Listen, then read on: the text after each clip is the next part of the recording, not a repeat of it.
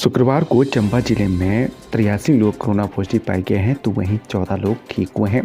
इसकी जानकारी जिला स्वास्थ्य अधिकारी डॉक्टर जालिम सिंह भारद्वाज ने दी।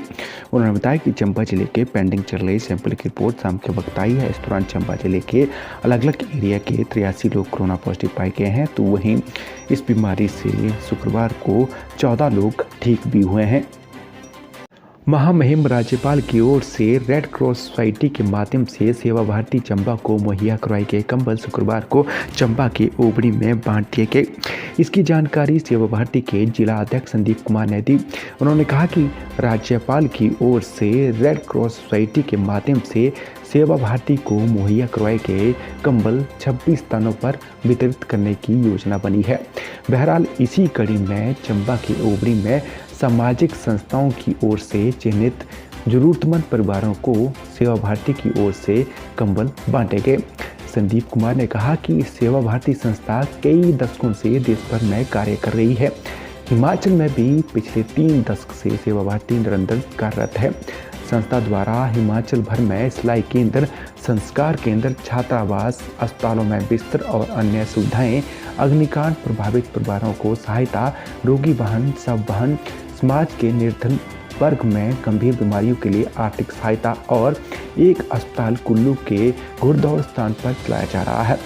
इस प्रकार के अनेक कार्य सेवा भारती द्वारा हिमाचल प्रदेश में चलाए जा रहे हैं। इसी क्रम में प्रदेश भर में कंबल वितरण कार्यक्रम भी स्थान चिन्हित कर आवंटित किए जा रहे हैं। बहरहाल सेवा भारती हिमाचल प्रदेश की प्रांत इकाई कंबल मुहैया करवाने के लिए राज्यपाल और रेड क्रॉस सोसाइटी का हार्दिक धन्यवाद करती है। संदीप कुमार ने कहा कि राज्यपाल और सोसाइटी ने जिस तरह से सेवा भारती के ऊपर विश्वास जताया है, उस लिहाज से आशा करते हैं कि आगे भी इस प्रकार सेवा भारती को उनका आशीर्वाद मिलता रहेगा। जरूरतमंद बुजुर्गों, महिलाओं को कंबल आवंटित करने का कार्यक्रम पंडित जय कुमार की अध्यक्षता में ओबड़ी में संपन्न हुआ। इस दौरान देवेंद्र देओड़, रमेश अत्री, पवन, सुनील, सम्मी, नीरज शर्मा और रमेश माखन भी उपस्थित रहे। मकर संक्रांति के इस पावन अवसर की सबको हार्दिक बधाई और मंगल शुभकामनाएं। जैसा कि हमारी परंपरा है कि मकर संक्रांति बड़ा शुभ दिन है और इस दिन अपना सर्दी जो है वो घटने की ओर शुरू हो जाती है और अपना लोहड़ी और मकर संक्रांति पर जो सर्दी है वो पूरी जवानी पे होती है, तो बुजुर्गों के लिए ये बड़ा कष्टदायक होता है। जो बीमार है उनके लिए बड़े कष्टदायक होता है। तो हमारे सेवा भारती को महामहिम राज्यपाल महोदय हिमाचल सरकार द्वारा कंबल प्राप्त हुए और उनका ये था कि ये बुजुर्गों तक और अपने जो ज़रूरतमंद है उन तक ये कंबल पहुँचे। तो इसी कड़ी में चंबा जिला को भी हमें कंबल मिले हैं, तो हम आज इनको इस शुभ दिन पर बांटने की व्यवस्था की है। ओबड़ी मल्ला में कुछ ज़रूरतमंद थे और गांव में भी अलग अलग कई जगह जो ज़रूरतमंद लोग हैं वहाँ हमारे कार्यकर्ता सेवा भारती के माध्यम से उन तक पहुँचेंगे और वहाँ कंबल जितनी हमारी हमें मिले हैं कंबल वो हम पहुँचाने की कोशिश करेंगे। तो हम एक बार फिर सेवा भारती राज्यपाल महोदय जी का हार्दिक धन्यवाद करते हैं कि जिन्होंने हमें इस काबिल समझा कि हम इस प्रकार की सेवा कर सके। धन्यवाद। भाषा एवं संस्कृति विभाग की ओर से लोहड़ी पर्व एवं स्वामी विवेकानंद के सिद्धांतों पर आधारित ऑनलाइन कार्यक्रम का आयोजन किया गया। इसकी जानकारी जिला भाषा अधिकारी तुकेश शर्मा ने दी।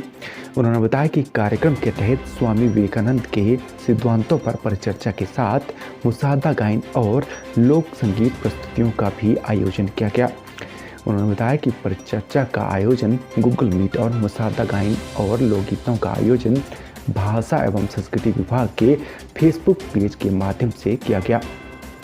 चर्चा में भाग लेते हुए जिले के वरिष्ठ साहित्यकार अशोक दत्त ने लोहड़ी के अवसर पर बच्चों द्वारा गाए जाने वाले लोकगीतों पर विस्तार पूर्वक प्रकाश डाला। वहीं वरिष्ठ साहित्यकार भूपिंदर जसरोटिया ने 16वीं शताब्दी से चंबा नगर में मनाई जा रही लोहड़ी पर्व से संबंधित महत्वपूर्ण जानकारी साझा की। वरिष्ठ साहित्यकार सुभाष साहिल ने लोहड़ी पर्व को कविता के माध्यम से खूबसूरत अंदाज में बखान किया। इसी तरह आशीष बहल ने लोरी के माध्यम से अपनी बात रखी, तो वहीं युद्धवीर टंडन ने प्रस्तुतिकरण के माध्यम से स्वामी विवेकानंद के विचारों पर सारगर्भित बिंदुओं पर प्रकाश डाला। इसके बाद कवि M.R. भाटिया ने तरन्नुम में लोहड़ी पर्व को बखूबी बयान किया। इस दौरान मोनिका, उपासना, पुष्प, शाम अजनबी, महाराज परदेसी, विक्रम कौशल, उत्तम सूर्यवंशी, नेहा, शालिनी, मधु, शाम सिंह सूर्यवंशी ने भी परिचर्चा में भाग लिया।